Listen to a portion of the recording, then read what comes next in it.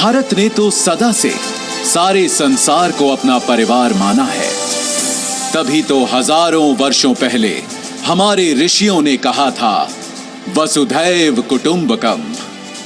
अगर हम विश्व की विभिन्न पुरातन संस्कृतियों के इतिहास को देखें तो पाएंगे कुछ खास है कि हस्ती मिटती नहीं हमारी। सदियों रहा है दुश्मन दौए जमा हमारा, सारे जहां से अच्छा हिंदुस्तान हमारा, सारे जहां से अच्छा हिंदुस्तान हमारा।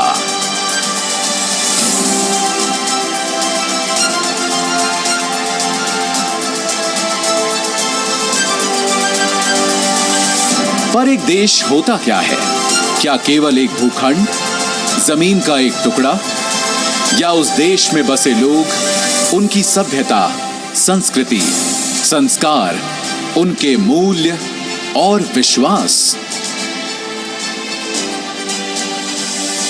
अगर हम भारत के मूल तत्व को खोजें तो मिलता है सत्य, अहिंसा, प्रेम, सहिष्णुता, सौहार्द, साहस और सत्याग्रह।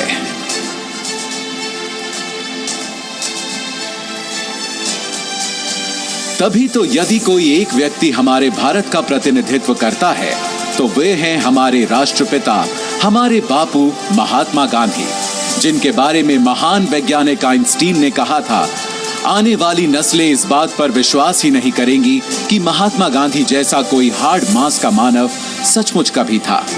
राष्ट्रपिता महात्मा गांधी ने अहिंसा और सत्याग्रह से आजादी की लड़ाई लड़ी तो देश के कोने कोने में आजादी के अनगिनत दीवानों ने, क्रांतिकारियों ने आजादी का अलख जगाया।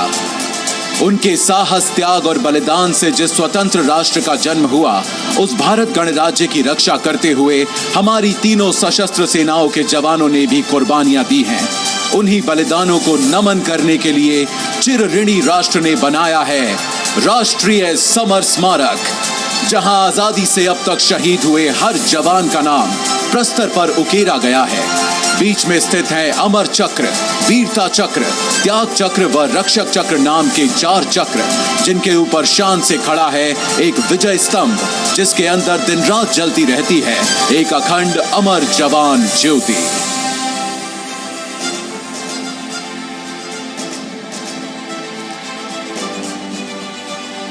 सीमाओं पर सुरक्षा के साथ ही आज भारत का सामर्थ्य हर क्षेत्र में लगातार बढ़ रहा है और एक नए भारत, आत्मनिर्भर भारत का उदय हो रहा है। आज कोटि कोटि भारतवासी देश को आत्मनिर्भर बनाने के लिए सबका प्रयास के मंत्र के साथ अपना योगदान दे रहे हैं।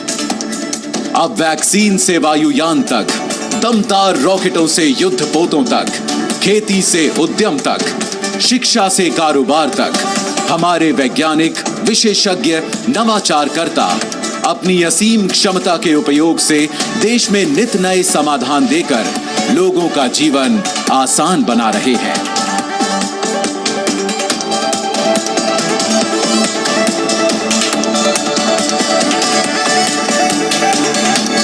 आज हमारा देश एक स्वतंत्र राष्ट्र होने के 75 साल पूरे कर अपने अमृत वर्ष में प्रवेश कर चुका है। ये आजादी का अमृत महोत्सव हम सब के लिए एक अनुष्ठान का मुहूर्त है।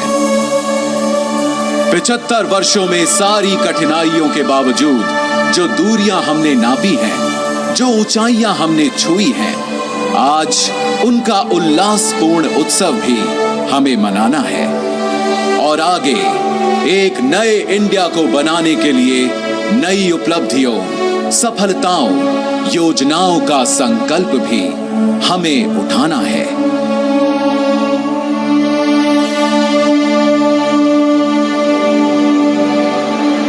इस अनूठे, अनोखे, अनमोल